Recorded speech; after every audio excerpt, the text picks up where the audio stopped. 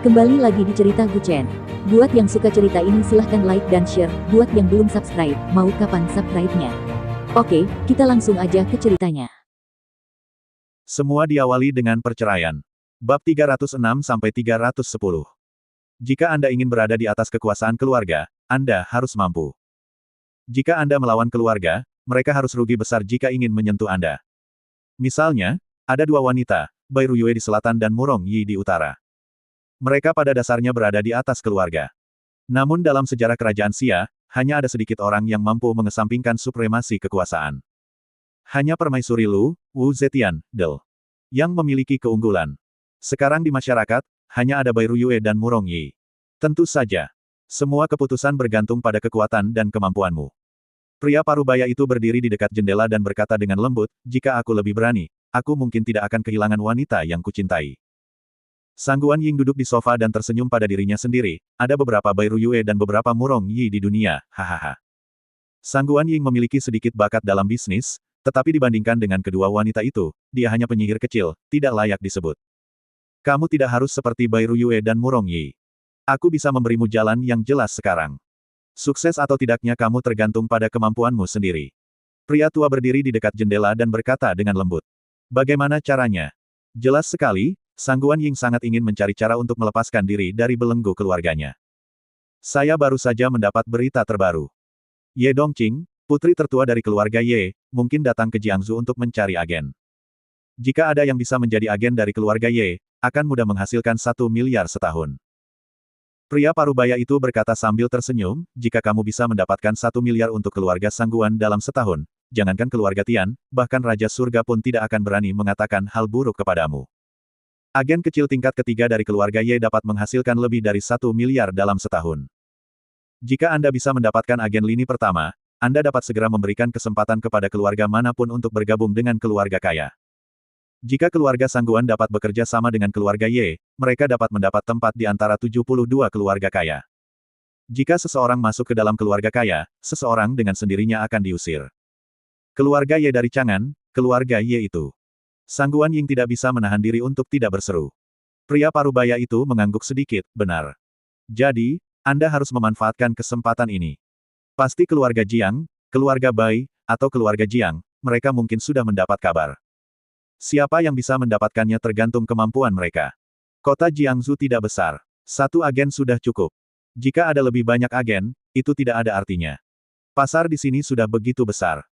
Jika ada agen di mana-mana, tentu saja setiap orang akan mendapat penghasilan lebih sedikit. Selama saya mendapat hak untuk mewakili keluarga Ye, bolehkah saya menolak pernikahan dari keluarga Tian? Tanya Sangguan Ying dengan suara yang dalam sambil menatap punggung ayahnya. Pria parubaya itu hanya mengangguk sedikit, iya. Meskipun keluarga Tian adalah keluarga kaya, mereka hanyalah keturunan dari keluarga kaya. Tidak jauh lebih baik dari kita. Selama kita bisa menjadi agen keluarga Ye, maka posisi keluarga Tian sebagai keluarga kaya, di masa depan akan menjadi milik keluarga Sangguan kita. Begitu mereka terlibat dengan keluarga Ye, keluarga Tian tidak memiliki nilai guna. Pernikahan dengan keluarga lain, secara halus, adalah sebuah hubungan dekat, untuk bersama-sama mendorong pembangunan, tetapi lebih buruk lagi, itu hanya memeras nilai yang tersisa dari pihak lain. Keluarga Tian saat ini menyandang predikat keluarga kaya dan memiliki keistimewaan di mana-mana, dan banyak orang yang lebih bermurah hati dengannya, sehingga bisa dinikmati di kota-kota terdekat. Ini sedikit lebih kuat dari keluarga Sangguan. Selama Anda bekerja sama dengan keluarga Ye, Anda dapat berpindah tempat dengan keluarga Tian kapan saja. Oke. Saya akan mendapatkan hak agensi dari keluarga Ye. Jumlahnya hanya 1 miliar, meskipun saya tidak bergantung pada keluarga Ye, saya masih memiliki jalan. Sangguan Ying melihat ke belakang ayahnya dan berkata dengan suara yang dalam. Kemudian, Sangguan Ying berjalan keluar pintu, tetapi dalam beberapa detik dia melangkah mundur dan mengetuk pintu dengan ringan. Tidurlah lebih awal, ini sudah larut, mudah untuk masuk angin saat tidur di perusahaan. Aku tahu. Pria parubaya itu hanya mengangguk sedikit dan berkata. Setelah putrinya pergi, dia perlahan mengeluarkan ponselnya dan memutar nomor yang sudah lama tidak dia hubungi. Telepon berdering lama sekali, akhirnya tersambung. Mengapa kamu ingat meneleponku hari ini? Seorang wanita parubaya di ujung sana berkata dengan lembut, dengan kegembiraan dan sedikit kekecewaan dalam kata-katanya. Terakhir kali dia meneleponnya mungkin lebih dari 10 tahun yang lalu. Saat itu, dia akan menikah, dan dia mendapat mabuk malam itu dan memukulinya. Malam itu, keduanya mengobrol lama. Entah karena mereka tidak saling mencintai lagi, atau dunia telah menghalangi mereka, dan dia tidak mau terlibat dalam perselisihan keluarga. Selama bertahun-tahun, kamu masih menggunakan nomor ini. Pria parubaya itu terkekeh sambil memegang ponselnya. Senyuman seperti itu adalah senyuman dari hati, bukan senyuman yang ia buat setiap hari untuk menghadapi keluarganya. Saya telah menggunakan nomor ini selama hampir 20 tahun. Anda tahu itu, tapi Anda hanya melihatnya. Wanita parubaya di ujung telepon tersenyum sedikit. Tidak sulit untuk menghafal serangkaian angka, tetapi mengetahui bahwa pihak lain tidak mengubah nomornya selama 20 tahun yang berarti mereka akan mencoba secara diam-diam dari waktu ke waktu untuk melihat apakah nomor tersebut masih dapat terhubung. Wanita itu terdiam cukup lama. Dan akhirnya tersenyum sinis, aku ingin menelepon, aku ingin kamu mengangkatnya, tapi aku takut kamu akan mengangkatnya. Apakah kamu, apa kabarmu? Pria parubaya itu menanyakan pertanyaan ini, dan itu benar-benar penuh dengan penyesalan. Saat ini, suara seorang pria terdengar dari ujung telepon yang lain. Sayang, aku sudah menyiapkan air pencuci kaki untukmu. Ayo rendam kakimu. Aku akan mencuci kakimu. Dia. Wanita itu menjawab dengan tersenyum, lalu berbisik ke telepon, saya menjalani kehidupan yang baik, jangan khawatir. Ayo sudahi untuk sekarang, dan kita akan bicara lain waktu. Oke. Telepon ditutup, dan ayah Sang Guanying berdiri di dekat ambang jendela dan merokok beberapa batang rokok berturut-turut. Dia tidak mengerti apakah kebahagiaan ini berarti memiliki mobil, rumah, deposito, merokok dan minum setiap hari, atau apartemen kecil dengan 3 kamar tidur dengan keluarga bahagia. Keesokan harinya, dini hari. Area Villa Yu Huatai. Pagi-pagi sekali, Gu Chen bangun dan membuat sarapan seperti biasa.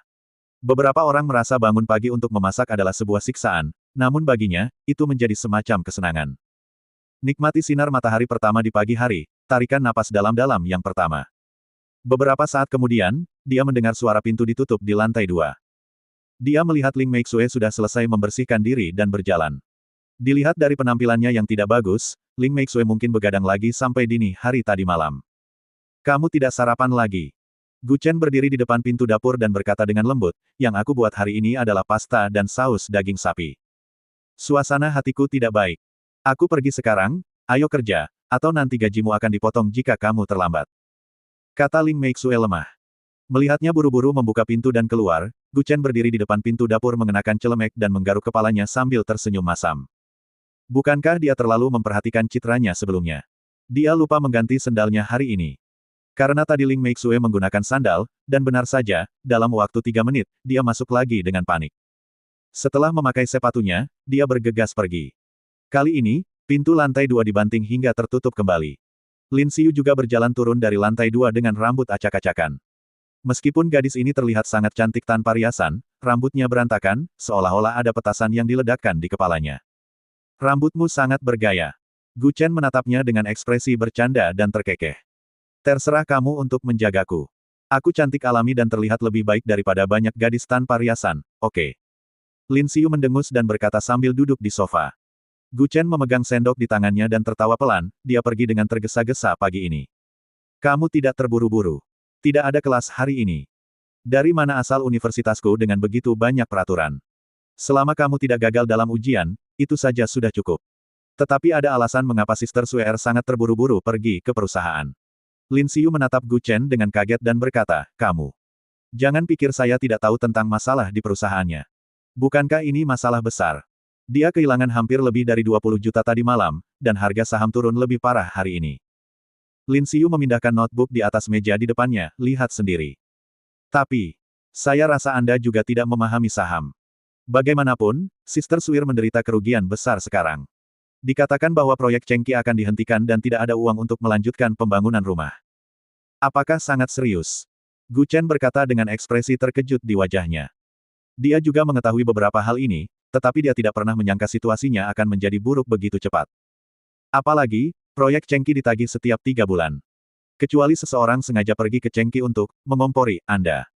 Junli Group berada di ambang kehancuran ekonomi, jika tidak, tidak akan ada masalah ekonomi dalam proyek itu. Bahkan jika ada, proyek itu hanya akan sampai ke rumah kami 2 bulan kemudian.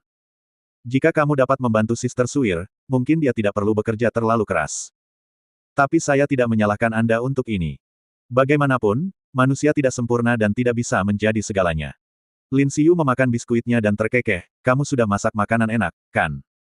Apakah sarapan sudah siap? Kebetulan sekali. Saya masih orang yang sempurna. Gu Chen merentangkan tangannya dan terkekeh. Lin Xiu menjulurkan lidahnya dan membuat wajah dan terkekeh. Berhentilah bersikap narsis dan jadilah penjaga keamanan saja kali ini. Mungkin. Ling Meixue telah berada di kantor memproses berbagai dokumen sepanjang pagi. Dia tidak hanya harus mempertahankan operasi normal pabrik, tetapi dia juga harus menemukan cara untuk memperlambat penurunan pasar saham.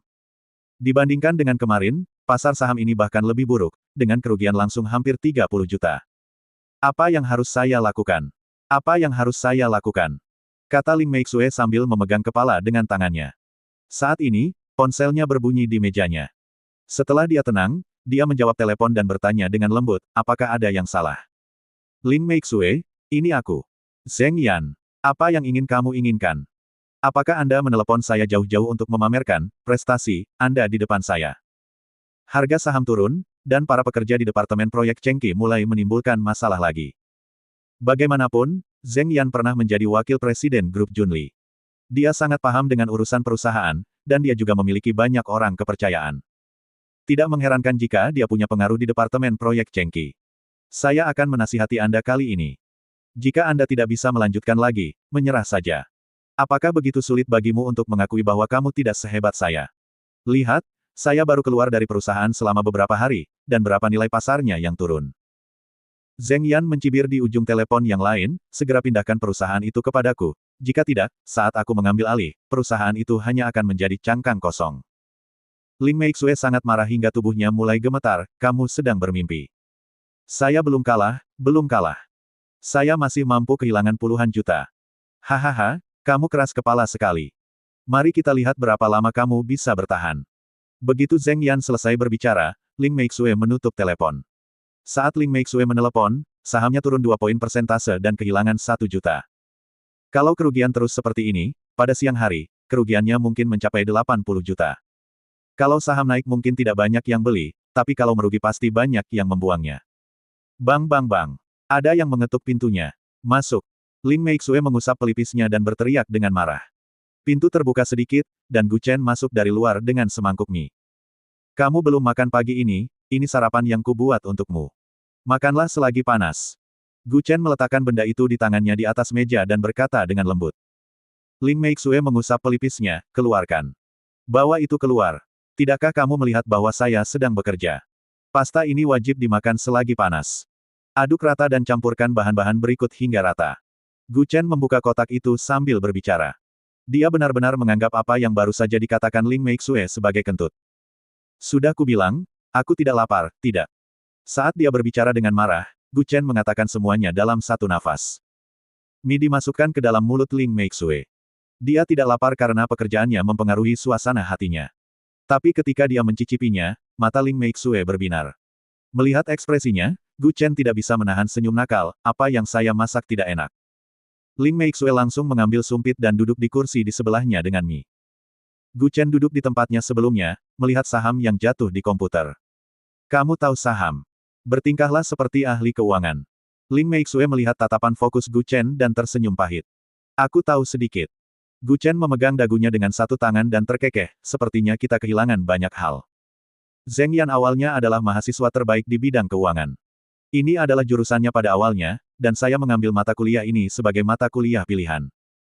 Kalau soal bermain saham, saya akui saya tidak sebaik dia, tapi saya tidak mau mengaku kalah. Ling Meixue tidak berdaya.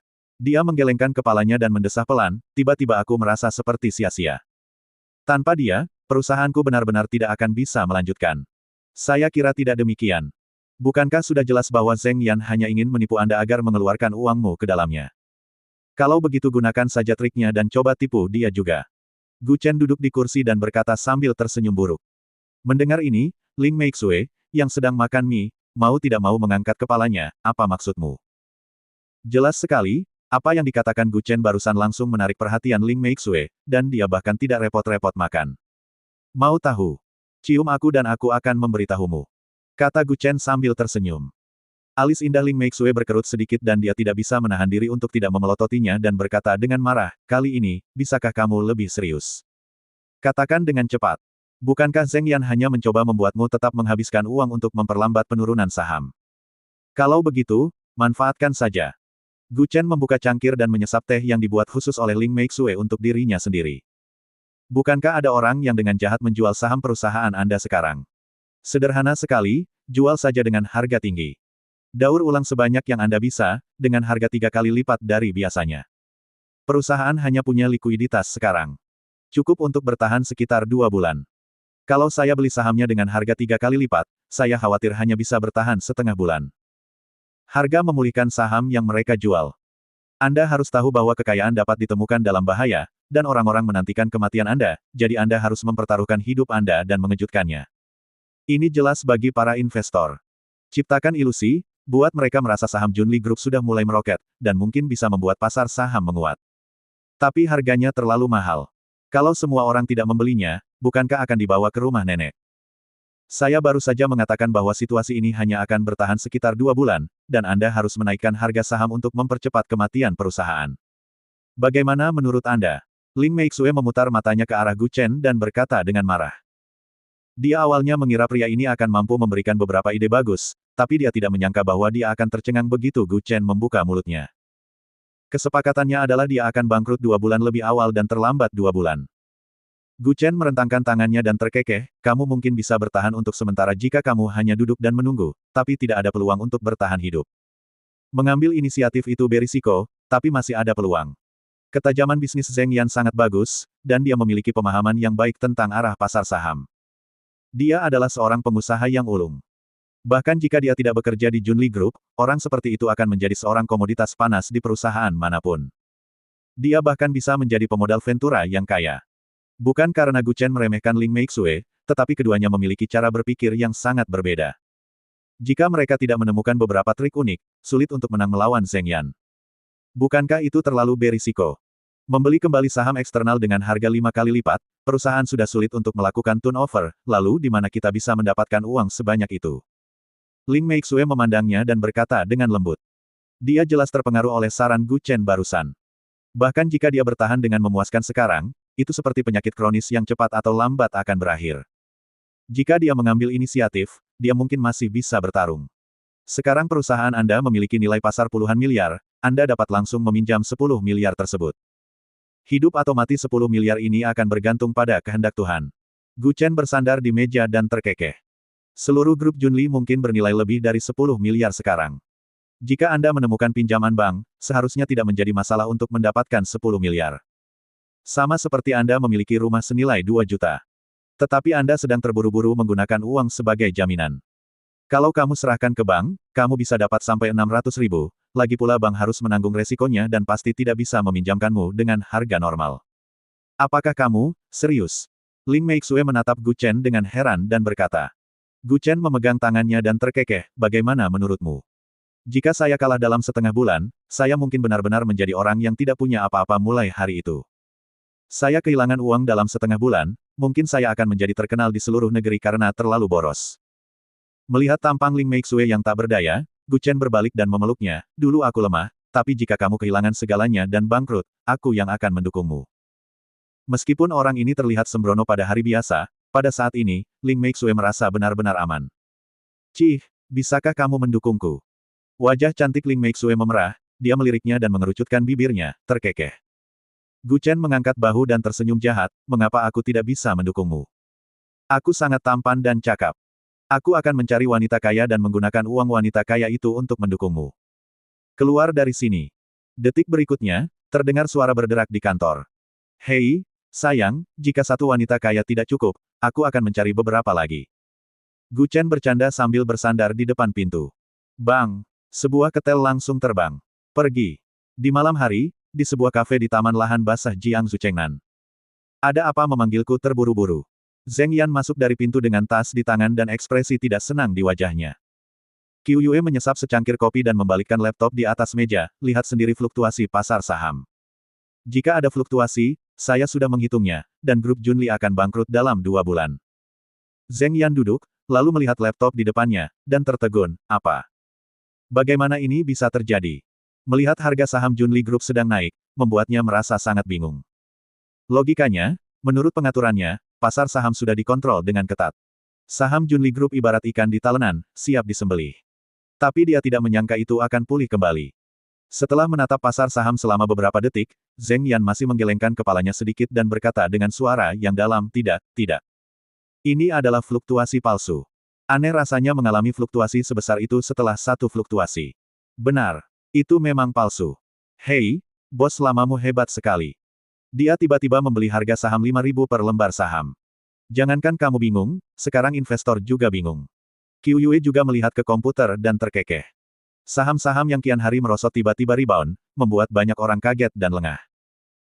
Awalnya, Ling Meixue terus-menerus mengeluarkan uang untuk memperlambat penurunan pasar saham adalah bunuh diri kronis, tetapi Ling Meixue tiba-tiba membeli kembali saham dari investor dengan harga 5 kali lipat dari harga aslinya, seperti meminum sebotol pestisida dan mati di tempat. Ketika bisnis sedang buruk, pedagang secara bertahap akan menurunkan harga untuk mengganti kerugian. Tidak ada yang akan menaikkan harga jika sudah jelas bahwa mereka tidak dapat menjual sesuatu dengan kerugian, dan satu-satunya orang yang mungkin melakukan ini adalah Ling Meixue. Gila. Apakah dia sudah gila? Zheng Yan juga menggelengkan kepalanya dan berkata dengan tidak percaya, mengetahui bahwa kamu akan mati, kamu masih harus kembali ke cahaya, hahaha. Melihat fluktuasi di pasar saham, Zheng Yan tidak bisa menahan senyum bangga. Tidakkah menurutmu itu aneh? Meski aku tidak begitu mengenal Ling Meixue, tapi dia termasuk wanita yang kuat. Bagaimana dia bisa melakukan tindakan seperti itu? Bunuh 1.000 musuh dengan 10.000 untuk kerugianmu sendiri. Apakah kamu ingin meniru Zhou Yu yang mengorbankan istrinya? Qiu Yue menyilangkan kakinya dan terkekeh, jika tebakanku benar, seseorang seharusnya memberikan metode ini untuknya. Hahaha, ada penasihat militer berkepala anjing di sebelahnya, dan seluruh kompi akan dihancurkan oleh wajah cantik ini cepat atau lambat. Tidak, harus dikatakan bahwa mereka sudah dihancurkan oleh wajah cantik ini. Zheng Yan menyesap kopinya dan mencibir. Belum tentu begitu. Qiu Yue tersenyum malu-malu, kamu boleh meremehkan Ling Meixue, tapi jangan meremehkan anak itu.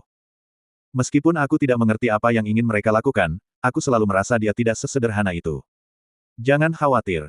Saya tidak akan memberi mereka kesempatan untuk kembali. Jika Ling Meixue bermain seperti ini, grup Junli akan menyatakan bangkrut dalam seminggu. Hanya untuk keuntungan mereka sendiri, jadi mereka saling memanfaatkan dan tidak ada persahabatan. Katakan, selama aku bisa melakukannya. Qiu Yue dengan lembut mengaduk kopi di dalam cangkir dan terkekeh. Kalau tidak salah, Ling Meixue pasti kekurangan uang sekarang. Karena dia ingin bermain besar, dia pasti membutuhkan dana yang besar. Saya tahu urusan keuangan grup Junli, dan likuiditasnya tidak banyak. Zheng Yan masih berkata. Sebelum dia selesai berbicara, Qiu Yue menindaklanjuti dan bertanya, apakah Anda ingin saya memberitahu bank-bank besar di Jiangsu untuk tidak memberikan pinjaman kepadanya? Tidak perlu. Saya ingin Anda memberitahu bank-bank besar untuk memberikan pinjaman kepadanya. Kiki berikan dia jumlah penuh berapapun biayanya. Pinjamkan dia uang sebanyak yang dia mau. Zheng Yan berkata sambil tersenyum bangga, itu dia. Karena dia sudah menjadi musuh, aku tidak akan membiarkan dia bangkit lagi. Senyumannya sangat dingin. Meskipun Qiu Yue yang duduk di seberangnya tidak banyak bicara, dia waspada terhadap wanita ini. Saya akan menghubungi bank nanti. Jika Junli Group meminta pinjaman, mereka akan memberikannya. Qiu Yue tersenyum tipis dan berkata, apakah Anda memiliki persyaratan lain? Bukan sekedar pinjaman, tapi juga tanpa bunga. Bagaimana bisa kalau bunganya tinggi? Dengan begitu dia akan terus meminjam uang tanpa bunga, dan kemudian dia akan masuk penjara seumur hidupnya jika dia tidak dapat membayar kembali uang tersebut. Kekejaman ini bahkan membuat Qiu Yue menghirup udara dingin. Berapa banyak kebencian dan kebencian yang harus diperlukan untuk menghukum seseorang sampai mati? Pada saat ini, keluarga Jiang di Jiangsu. Jiang Ximing memandang seorang pria parubaya yang berdiri di seberangnya dan berkata dengan lembut. Pria itu mengangguk dengan hormat dan sopan, itu benar. Kami telah menerima kabar bahwa Junli Group mendaur ulang dengan harga 5.000 yuan per lembar saham. Apa yang sedang dilakukan Nona Ling? Harga asli 1.000 yuan per saham sekarang 5 kali lipat dari harga pembelian kembali dari investor. Apakah ini sebuah langkah besar? Jelas sekali, bahkan Jiang Ximing pun tidak mengerti apa tujuan Ling Meixue.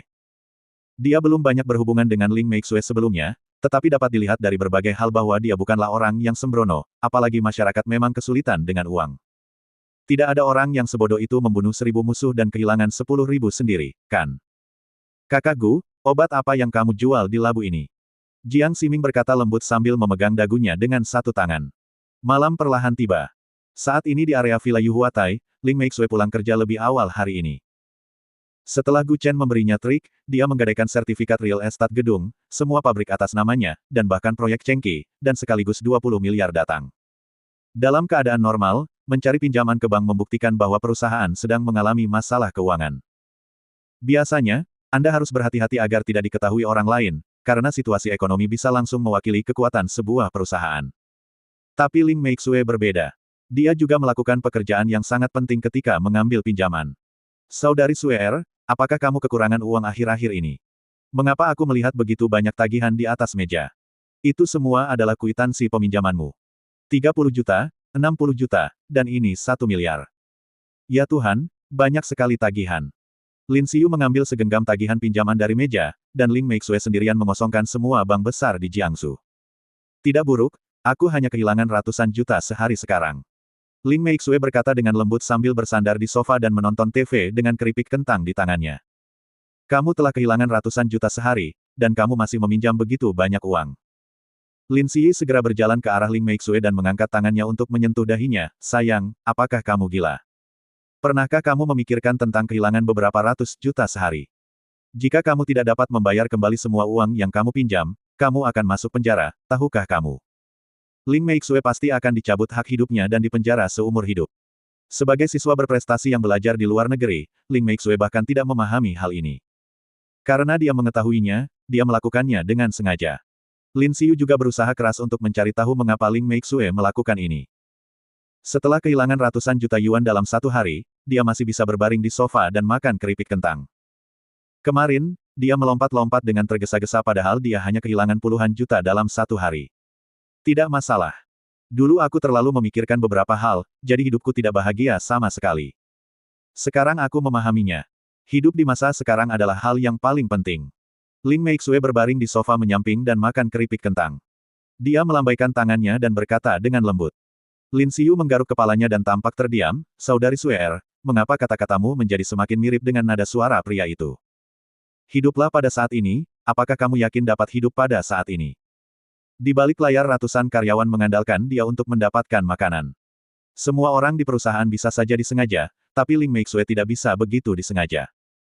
Kalau tidak, jika dia melakukan apapun, banyak orang akan kehilangan pekerjaan. Sayang. Aku membuatkan udang rebus kesukaanmu untukmu hari ini, datang dan cobalah. Gu Chen keluar dari dapur dan berkata sambil tersenyum jahat, ngomong-ngomong. Apakah harga saham turun drastis hari ini? Itu tragedi. Alih-alih merasa khawatir, Ling Meixue tampak bangga. Lin Xiu, yang berdiri di sampingnya, terdiam. Apakah keduanya sedang bermain teka-teki? Pasar saham ambruk dan dia kehilangan uang, tetapi dia masih bisa bahagia. Hari ini sengsara. Besok harga saham akan terus naik, 1000 saham lagi, dan setiap hari akan naik 1000 saham. Aku benar-benar tidak tahan dengan kalian berdua. Ini pertama kalinya kalian begitu senang berhutang sesuatu pada orang. Lin Xiu menggaruk kepalanya dengan kedua tangan dan berkata dengan bingung. Ling Meixue mengangkat kepalanya dan menatapnya, sebagai sahabat, apakah kamu ingin aku bahagia setiap hari, atau kamu ingin aku depresi setiap hari dan bekerja keras seumur hidup? Kehilangan ratusan juta sehari, dan itu hanya sehari. Dengan kerugian 2 juta, Ling Meixue tidak makan, tidak minum dan tinggal di perusahaan sampai semua masalah ini terselesaikan. Seorang teman sejati akan membangunkan Anda ketika Anda berkompromi. Dari sudut pandang Lin Xiu, Ling Meixue sedang berkompromi sekarang. Dia mungkin merasa bahwa perusahaan telah menderita terlalu banyak kerugian dan tidak ada cara untuk pulih, jadi dia memilih untuk memecahkan masalah. Tapi jika kamu memang ingin bersantai, kamu juga harus memilih waktu yang tepat. Sekarang, apa kamu benar-benar tidak khawatir perusahaan akan bangkrut dan kemungkinan kamu masuk penjara? Lin Xiu memandangnya dengan serius. Setelah meminjam 20 miliar, mungkin masih sepadan dengan harga tersebut jika semua peralatan perusahaan dijual. Jika tidak ada dana di belakang pasar saham untuk menstabilkan pasar, maka akan anjlok lagi.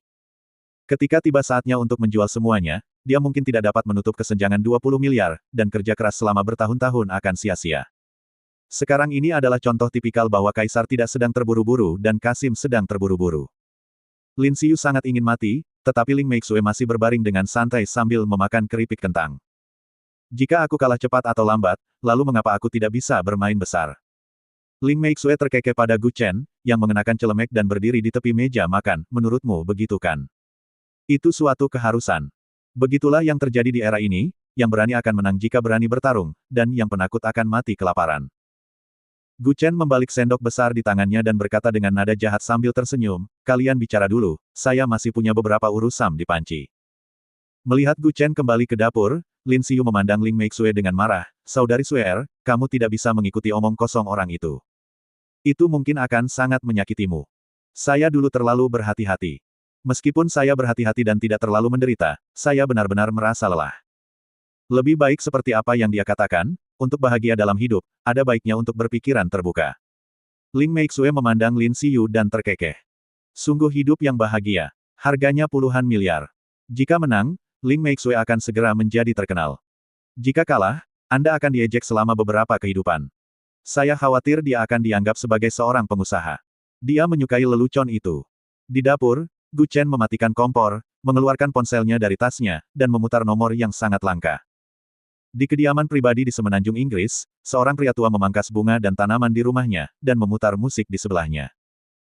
Pada saat ini, seorang pelayan berjas dan berdasi keluar dari ruangan sambil memegang tangan di tangannya dan berkata dengan lembut, "Tuan, Anda memiliki panggilan." "Sudah kubilang aku tidak menjawab panggilan siapapun sebelum jam 11 pagi. Lelaki tua berambut putih itu membungkuk dan hanya memangkas bunga dan rumput lalu berkata dengan nada tenang. Perbedaan waktu antara Tiongkok dan luar negeri adalah sekitar 12 jam, yang berarti saat hari gelap di Tiongkok, di sini fajar. Sekarang sudah malam di Jiangsu, tetapi saat itu masih pagi di semenanjung Inggris, tetapi pelayan itu tidak segera pergi.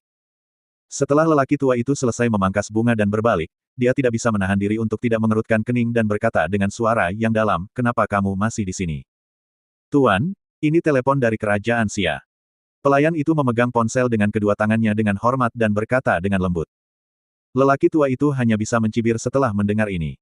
Bisakah panggilan sales dari negara Xia melintasi batas negara? Benar-benar luar biasa. Mungkin semua orang tahu bahwa ada terlalu banyak pesan spam dan panggilan sales di negara Xia. Tadi Anda bilang kalau telepon ini berdering, harus segera diserahkan kepadamu. Setelah mendengar ini, lelaki tua itu memperhatikan ponsel emas di tangannya. Meskipun itu adalah ponsel dengan tombol tekan, ponsel itu dikelilingi oleh berlian dan emas. Brengsek. Kenapa kamu tidak segera memberitahuku tentang panggilan penting seperti itu? Jika kamu menyinggung Tuhan, aku akan mengirimmu menemui Tuhan. Orang tua itu tidak bisa menahan diri untuk tidak berseru ketika dia melihat nomor di telepon. Ah! Siapa? Siapa Tuhan? Siapa yang akan kutemui? Pada saat ini, pelayan itu menggaruk kepalanya dengan bingung. Jiangsu, area Villa Yu Huatai. Gu Chen baru saja menelepon 2 kali, tetapi tidak ada yang menjawab teleponnya. Dia tidak melanjutkan panggilannya.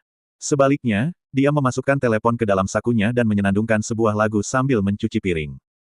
Namun saat ini, ponsel di sakunya berdering. "Kenapa kamu meneleponku saat ini?" Gu Chen memegang telepon di antara bahu dan telinganya, mencuci piring sambil berbicara. "Siapa? Aku sedang mencuci piring sekarang, cepatlah." Saat panggilan itu dijawab, pihak lain tidak mengatakan apa-apa, jadi Gu Chen berkata sedikit tidak sabar. "Ya Tuhan, benarkah itu kamu? Aku muridmu, Bazat. Kamu ingat?" Seorang pria parubaya berkata dengan gemetar di ujung telepon. Getaran dalam suaranya menunjukkan bahwa dia memang benar-benar semangat. Saking semangatnya, seolah-olah seorang fans telah bertemu dengan idola yang mereka impikan sejak lama, bahkan mereka sedikit heboh dan tidak bisa berkata-kata. Ketika Gu Chen mendengar ini, dia tidak bisa menahan senyum pahit dan berkata, "Jangan panggil aku Tuhan, kedengarannya aneh bagiku, dan kamu bukan muridku. Aku baru saja menunjukkan 2 gerakan, dan itu tidak bisa disebut hubungan guru-murid. Saya tahu bahwa bakat saya tidak cukup baik untuk menjadi murid Anda, tetapi guru hanya memberi saya beberapa tip dan menyebabkan gelombang sekuritas Eropa di luar jangkauan 10 orangku," kata Bazat dengan semangat. Siapapun yang memiliki sedikit pengetahuan tentang Bazat pasti pernah mendengar tentang dia. Dia adalah sosok terkenal di Eropa. Ketika dia masih remaja, dia menghasilkan 6 miliar di pasar saham dengan 6 euro. Dia menjadi terkenal dalam satu pertempuran dan disebut sebagai jenius saham. Beberapa pertempuran klasik terjadi satu demi satu. Favoritnya adalah berinvestasi di industri matahari terbenam. Yang disebut industri matahari terbenam adalah saham yang tidak membuat siapapun optimis. Tapi dia menyukai hal semacam ini. Justru karena caranya yang tidak seperti biasanya, reputasinya langsung menyapu seluruh benua Eropa. Dari seorang penggembala sapi yang menginvestasikan 6 euro dalam saham, dia secara bertahap berkembang menjadi memiliki aset pribadi senilai 1 triliun euro. Dia sekarang menjadi salah satu orang teratas dalam daftar orang kaya Forbes. Pria yang dijuluki Dewa Saham dan Bapak Keuangan inilah yang justru menangis dan meminta Gu Chen menjadi gurunya. Adapun mengapa Bazat sangat mengagumi Gu Chen, dapat ditelusuri kembali ke beberapa tahun yang lalu. "Ya Tuhan, apakah ada yang ingin kau minta padaku? Berikan saja perintahmu." Kata Bazat lembut dalam bahasa Mandarin yang fasih. Gu Chen memiliki senyuman tak berdaya di wajahnya, jangan panggil aku Tuhan. Baiklah. Jangan panggil aku guru juga. Akulah yang secara tidak sengaja meredakan krisis keuangan. Itu hanya kebetulan. Apakah kamu percaya padaku? Bersambung.